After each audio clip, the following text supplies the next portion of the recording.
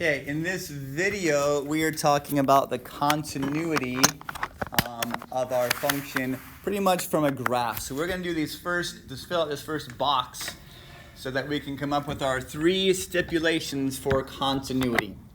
Okay, so we're going to do this kind of fast. I'm just going to fill in this box once we do a couple of examples using the idea of a limit and using the idea of y values. Okay, so we got to recognize the limit versus a y value. So when it asks for is the function defined, that means is there a closed circle or is there a y value associated with that point on your graph?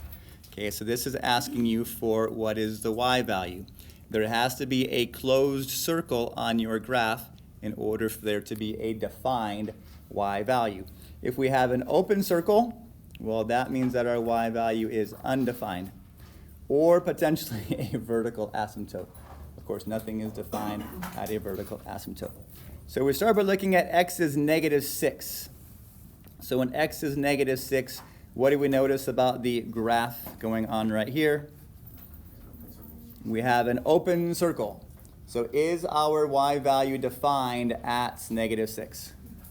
No, it is not. There is an open circle. It is not defined. So we're just going to write UND, undefined. Okay, and the second one says, what is the limit from the left? Okay, this is the limit from the left. So we're going to take our graph and start on the left side, start at -7, and we're going to slowly inch towards -6, and the y values look like they're trying to reach what? +5. So from the left, the y value is the limit, right? The y value is +5. And what about from the right? So the little plus up there means what is our graph doing as we approach -6, or our a value is -6 from the right. So if we start at -5 and we inch towards -6, our y values are going towards +5 also. So if the left side is going towards +5 and the right side is also going towards +5, what is the limit exactly at -6? Well, it's +5. But is our function continuous? If we were to graph this, do I have to pick up my pencil in order to continue my graph? Yes. Right, the answer is yes. So is it continuous? No, our function is not continuous. Okay, so we're going to do that for this whole entire table so we can come up with our three rules for continuity. Okay, there we have it. Notice the only one that is continuous is where x equals 0. Okay, so at x equals 0, we have a y value that's -1. At x equals 0, we have a limit that is also -1. Okay, when we're talking about continuity, we're looking at what is the y value at the given point and what is the limit at that given point. And the only one that has a yes, it is continuous, is where both the y value and the limit exist. Okay, so these are our three stipulations that we need to show in order to have continuity, in order for our graph to be continuous. Number one, the y value is defined at some a. So f of a is defined. So we're finding is it continuous at x equals a. Right? So that's what we're looking for. At x equals a, is our function continuous? So the first thing we do is we actually have a y value on our graph. Okay, number two, the limit as x approaches a of your function exists. Right? We have to have a limit that exists in order for our function to be continuous. Okay, so we have a y value and we have a limit, and then the third thing is the y value has to be equal to the limit in order for our function to be continuous. Okay, so every time we do a problem that asks about continuity, is it continuous at a certain value, we have to do these three things. We have to find the y value, we have to find the limit, and then we compare, is the limit the same as the y value? Okay, if they are, then the function is continuous at that point, and if they're not equal, then the function is not continuous at that point. Okay, remember, only at specific values of a. It could be continuous at other places, but just not there. Okay, so let's see about this. Has several x values, but the function is not continuous. Use the three-part definition to determine if it's continuous or not. Okay, so which of the three parts fail, basically, is what they're asking us for. Okay, so at x equals 8, number 1, is the y value defined? Yes. F of 8, f at negative 8 equals 4. Okay, check. The y value is, in fact, defined. Number 2, does the limit exist? The limit as x approaches negative 8. So that would be down here where our graph is. So that y value, it looks like is going to be negative 5. Okay, so our function value is 4. Our limit is negative 5. Is this continuous? No. The y value does not equal the limit.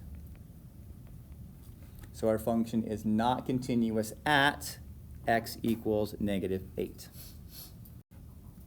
So for number 2 here, we find the y value at negative 6 is negative 7. We find the limit as x approaches negative 6 is also negative 7.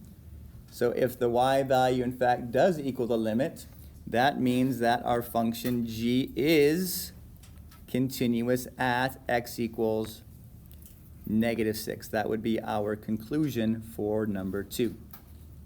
X is, or g is, in fact, continuous. The y value does equal the limit at negative 6. Okay, so make sure that we are using the exact point, right? This is the point we are referring to, so that's what we put in our final answer. So how about our last example here, negative 4? What's happening at negative 4? The y value is negative 5, so the y value is negative 5. The limit at negative 4 is dne, right? It says the left limit goes to negative 5, the right limit goes to negative 2. So exactly at negative 4, the limit does not exist. Okay, so this one, our g function is discontinuous at x equals negative 4 because the limit does not exist, right? That's one of our two things, that y value has to be there and the limit has to be there in order for us to be even to compare them. So if there's nothing to compare to, then discontinuous because the limit does not exist at negative 4. Okay, so we find the y value, we find the limit, and then we compare those two things together. If they are equal, then it's continuous, and if they're not, then it's discontinuous. So let's look at this definition of continuity with some piecewise functions. Okay, some piecewise functions. So here we have our piecewise. We have 3 functions. We have to the left of negative 2. We have exactly at negative 2, and then we have to the right of negative 2. Okay, so we have a whole bunch of things going on. This is your normal looking radical equation. This is a linear, and this is some crazy exponential plus a trig. Okay, so in other words, we don't want to try and graph these things. We're going to do it all by math. And it says, is this continuous at x equals negative 2? Okay, at x equals negative 2. So we're going to use our 3-part definition. So the first part is, what is the y value? What is f exactly at negative 2? So which one of these three equations, the top, the middle, or the bottom, are we going to plug -2 into? We're going to plug it into the middle. It says if x equals -2, then we use this equation in order to calculate our y value. So we replace x with -2, and I get -6 plus 2, which is -4. So the y value is in fact defined, and that y value is -4. So now we have to look at the limits. Okay, so we're going to look at our two-sided limit. We're going to look at the limit as x approaches -2 from the left, and we're going to look at the limit as x approaches -2 from the right. We're going to see if both of these y values equal each other, because if the limit from the left equals the limit from the right, then the limit exists. Okay, so that's what we're going to check next. So if we're looking from the left, that means we're going to plug in to this equation, because less than, right, less than means left, to the left of our -2 value. So when you plug in -2 into this equation, -2 square root of -2 plus 6. Okay, what does that get when we evaluate that?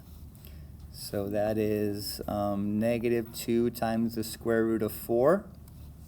The square root of 4 is 2, so -2 times 2 is -4. So the limit from the left is -4. Okay, it's looking kind of promising, right? These guys are equal, which is good. But that's only the left-sided limit. Let's check it from the right side also, which means we're going to plug into our bottom equation, -2. Okay, so e to the -2 plus the cosine of -2 pi. The cosine of -2 pi. Okay, so e to the -2. I don't know what that is exactly, but I know if we have a negative exponent, it becomes a fraction. So this is 1 over e squared, which is some decimal. I'm pretty sure that's a decimal. Plus the cosine at -2 pi. So -2 pi means we've gone the clockwise around our unit circle. The cosine of -2 pi is the same as the cosine of 0. And the cosine of 0 is 1. So because I want to actually know, I'm going to plug this into my calculator and see what I get. So that becomes 1.135. So looking at these two things right here, does the limit exist at -2? No, the limit here does not exist. The left side went to -4, the right side went to 1.135. Those are not the same values. Okay? All that work to come up with our does not exist answer. Okay? So is it continuous? No, not continuous, because the limit does not exist. So there's our conclusion. At -2, the limit does not exist. Therefore, our graph is not continuous. Right? Because our question is about continuity. Is it continuous? So let's do that same thing for our next one, at pi. It says exactly at pi. So, number one, we have to check. Is f of pi defined? Sorry, not f, this is g. Let me call it by the right thing. G of pi. Which of my two equations do I plug pi into in order to evaluate? The bottom one. It says if x is greater than or equal to pi, use this equation. So e to the pi times the tangent at 3 pi over 4.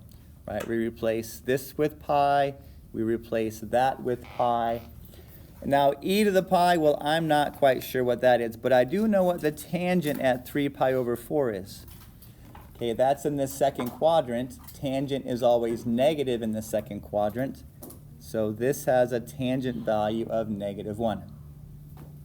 So g of pi is the negative e raised to the pi power, or e to the 3.14159.265. Okay, the negative of e to the pi. That's our y value.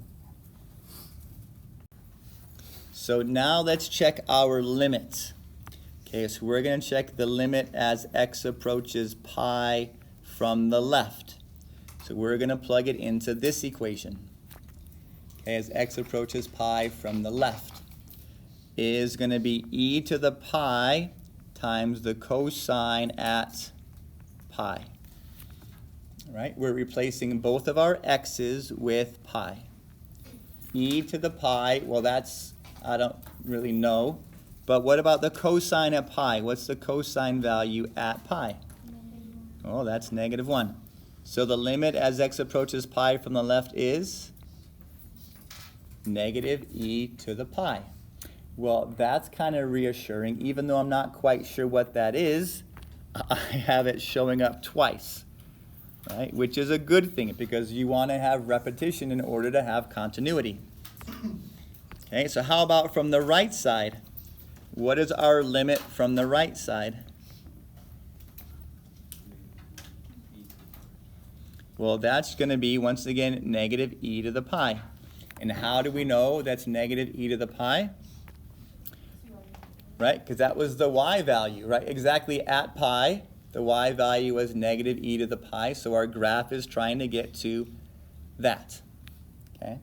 Or you could, of course, plug pi back into this equation and do exactly what we did here in blue, right? Perfectly natural, if that's what you did, to get e to the pi.